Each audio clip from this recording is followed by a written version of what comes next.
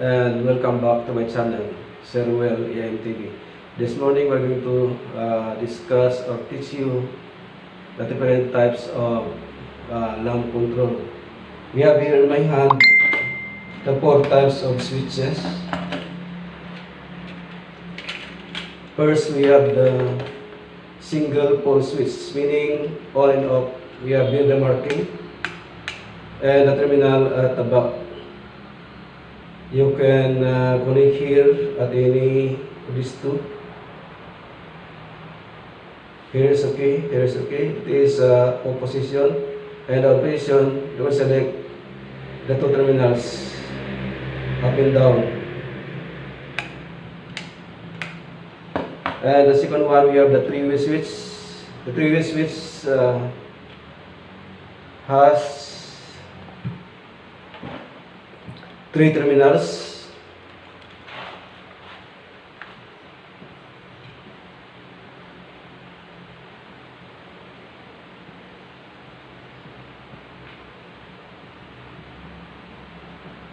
We have the 0 or the common terminal.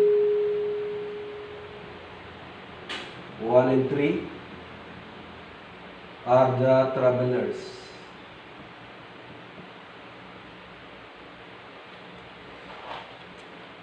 Here at the back, the common terminal at the top is 1 and the bottom is the 3 terminals. 2 of this is the travelers. And the last one, we have the 4-way switch. 4-way switch has 4 terminals.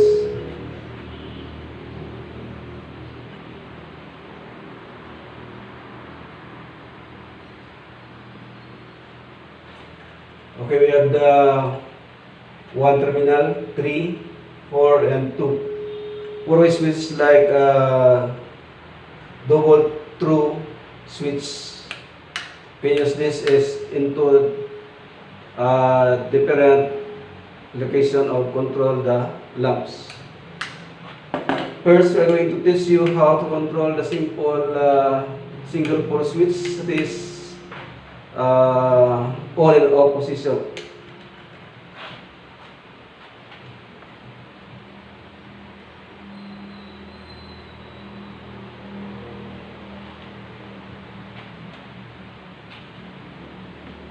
Schematic symbol. We are going to use the schematic symbol.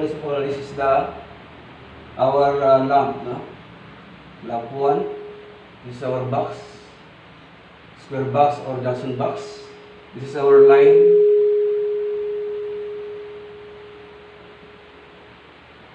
Line 1, line 2. Okay, the terminals of our switch. We select the 2 different terminals here. Now, this is the opposition, this is the on. Okay, the single pole switch. Okay, this is the opposition. Line 1 will be connected to the lamp. And then line 2 will be connected to the opposition of the lamp. And then this terminal will go to the on position. Meaning this is opposition. This is on. Okay, if you switch on, the bulb will light up. If you want to add another lamp, okay, you have here the another box. Okay, another switch. It's our lamp. What we need to do is to tap the line 1 to the second box. Okay, the same through with line 2. This symbol is okay, line not connected. Meaning, the jump that is not connected. No? This one. Okay, we'll go to the lamp. Okay, same as we do this while ago. This line 2 are going to the switch, and then from lamp going to the on position. Okay, while switch on, the lamp will be lighted. Okay, if you are going to add another lamp, this one, another box. Okay, the same procedure. Line 1 will go to the box number 3. Line 2, same. Going back to, connected to the lamp, and then to the switch.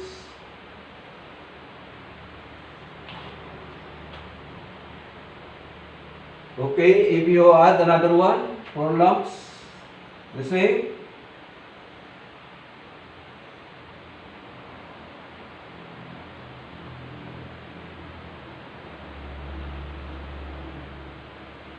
Connected to the lamp, going to the switch, and to the off position. Okay, switch on, the lamp will be lighted. In one branch circuit, the maximum allowed is from 1 to 8 lamps. No? Meaning pwede kang makadagdag ng hanggang 8 ilaw sa isang branch circuit. Okay, this we call this is a one-gang switch. One gang, meaning only one switch. This one is two-gang switch. Okay, we have a jumper here. We'll discuss next. Okay, another one we have the 3-gang switch, meaning there are 3 switches and a plate.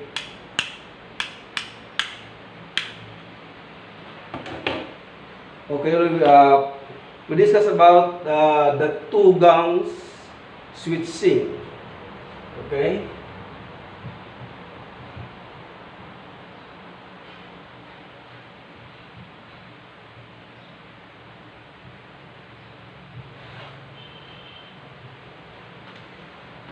Example, this is our box. Box 1. Okay, switch 1. Switch 2.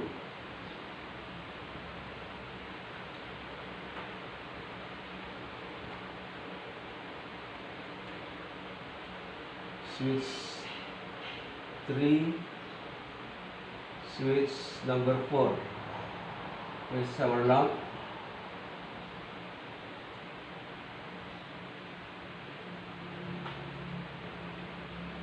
Okay, lamp 1, lamp 2, lamp 3, lamp number 4.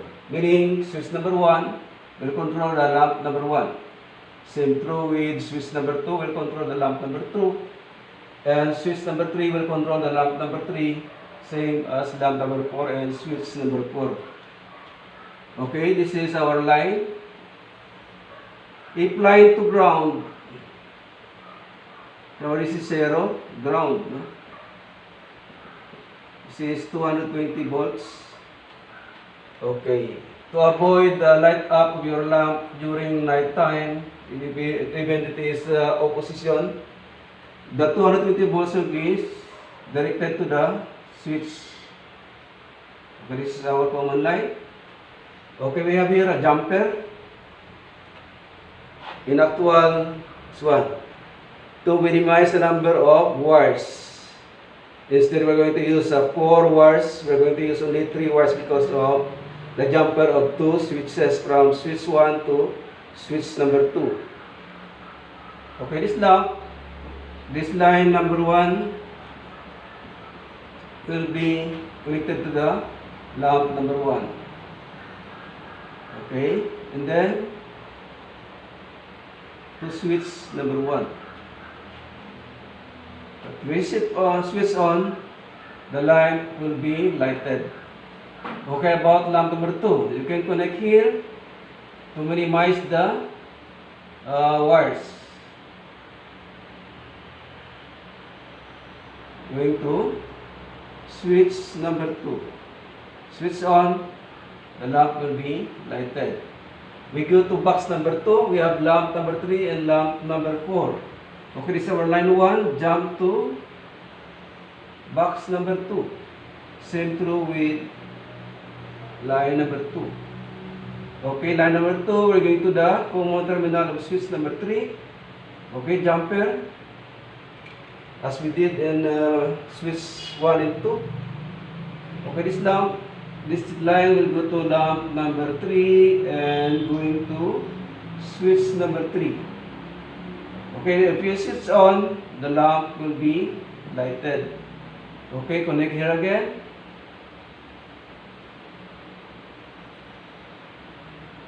Then connect to switch number 4, and then if you connect this, the lamp will be lighted. Meaning 4 lamps with individual switches. As what I said a while ago, switch number 1, control lamp number 2, switch number 2 will control the lamp number 2, same to lamp number 3 and number 4 with switch control, switch 3 and switch 4. Okay, that's it. How about how to connect the 3 gangs switches? Meaning in one position, in one location, there are 3 switches or 3 gangs of switch.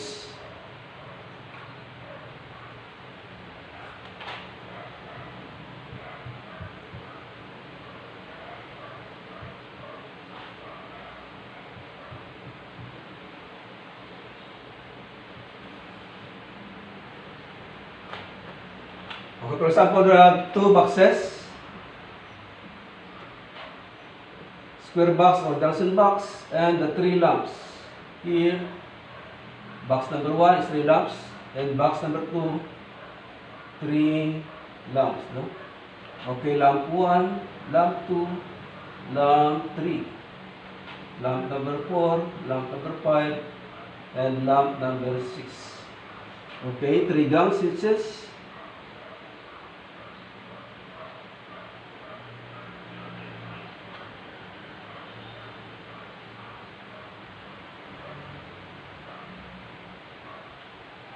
Okay, switch 1, 2, 3, switch number 4, 5, and 6. Okay, what we did, we have a jumper here to minimize the number of wires. Okay, jump here. Okay, line 1 or 0 ground, no? Ground terminal, ground line is 0. This is 220 volts. Will be connected to the common terminal. Okay, we have here. We're going to make this as our common line in the top of the lamp. Okay, we're connected here. Box terminal into switch number 1. Okay, lamp number 2 connect here. And switch number 2. Okay, again, this is our main line. Going to the lamp number 3 and connect to the switch number 3. Okay, we switch on, the lamps will be lighted. Okay, we're going to connect the lamp number 4, 5, and 6. Okay, we have here our common line, line number 1, we're going to box number 2. Terminal 2, we're going to the common terminal of switch number 4, 5, and 6. We have the jumper. Okay, this is our main line. Okay, lamp number 4. We're going to switch number 4. Okay, this one. Make to switch number 5. And another one. The last lamp number 6. Will be connect to the switch number 6. Meaning 6 lamps with 3 gangs switches control. Okay, we switch on. Lamp 4 and 5, 6 will be light up. Okay, that's it. If you want to add another 3 lamp, same procedure.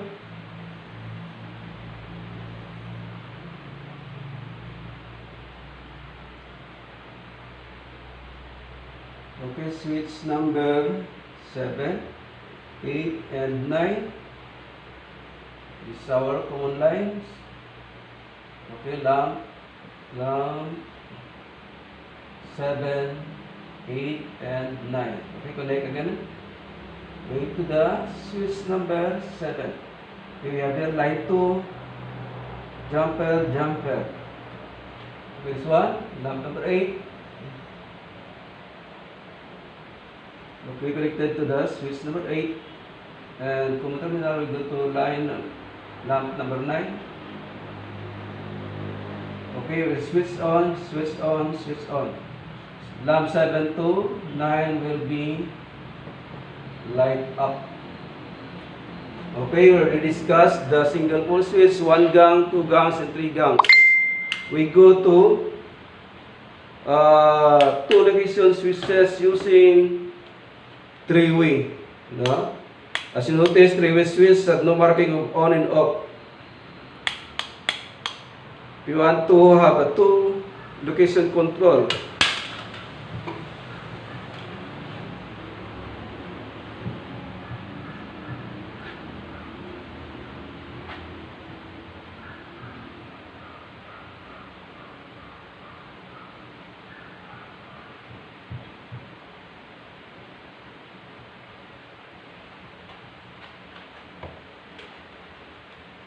okay, this is our box.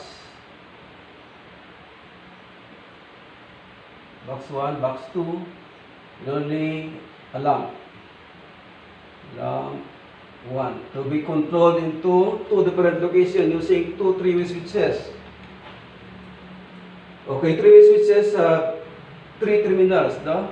At the top is the common terminal, the 0 terminal. Okay, we have the common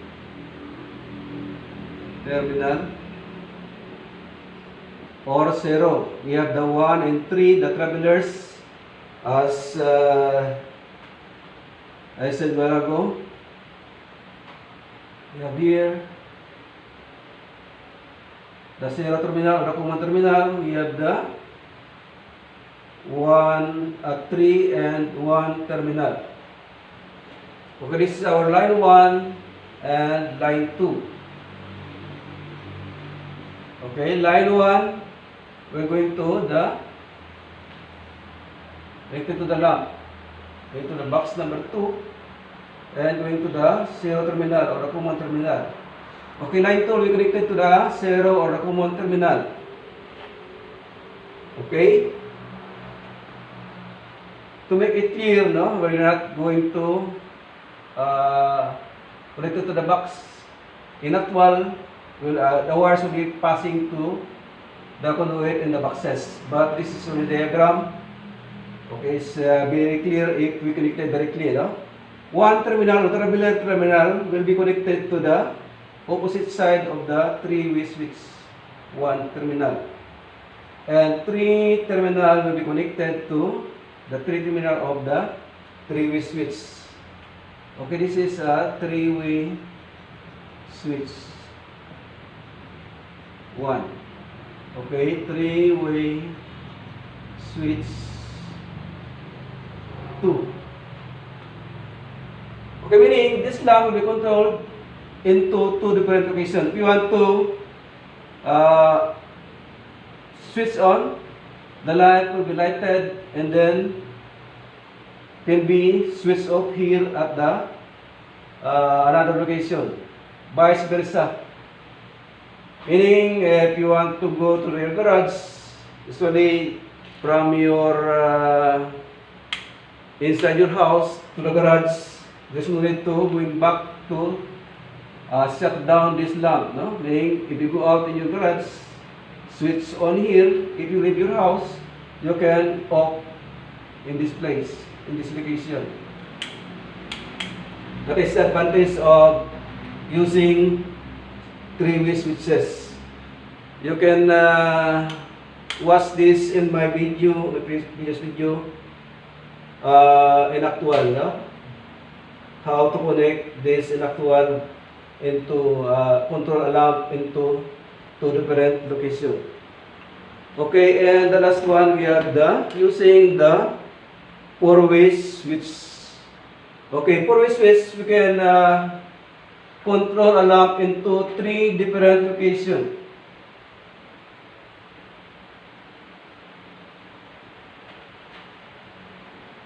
Using 2 3-way switches and 1 4-way switch. Okay, how to connect? Okay, this is our 3-way switch. We have the 0 terminal, the traveler 1 3 terminal. Okay, we have here the 4-way switch.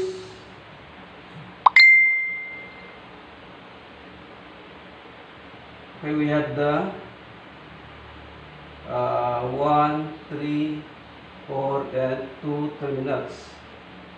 Same here, 3-way switch, 0, 3, and 1 terminal. This is our 4-way. This is our 3-way switch.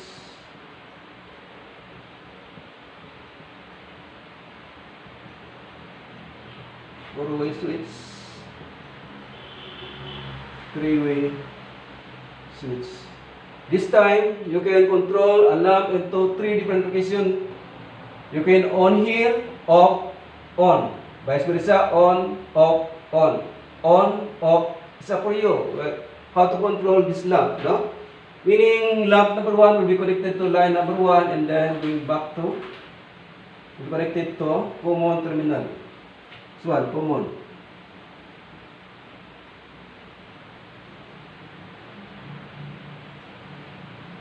Okay, 1 and 3 are the travelers. Okay, very simple. 3 terminal will be connected to 1 terminal of the 4-way switch. Okay, and the 3 terminal will be connected to the 1 terminal of the 3-way switch. Okay, the 3 terminal of 3-way switch will be connected to the 2 terminal of the 4-way switch. 3, 2, and the 4 terminal will be connected to the 1 terminal of 3-way switch. Meaning, this position, you can select to control this lamp into 3 different locations. Okay, we can switch on here. Light will be lighted. You can switch off this location and then on again. Vice versa, on, off, on. Or on, off, on, or off. Usually these types of electrical control, usually you can find this in the big houses. That's why there are 3 locations to control this lamp.